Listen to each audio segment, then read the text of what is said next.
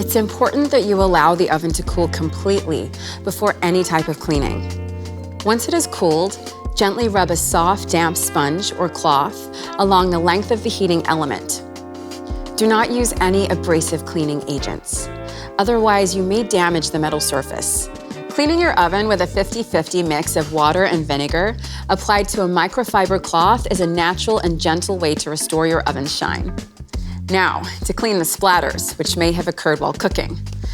Because the inside oven walls feature a special non-stick coating for easy cleaning, choose a mild detergent or spray.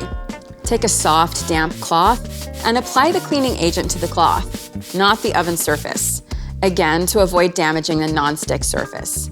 Try to avoid touching the quartz heating elements as much as possible. Before plugging your smart oven back into the power outlet and turning the oven on, let all the surfaces dry thoroughly.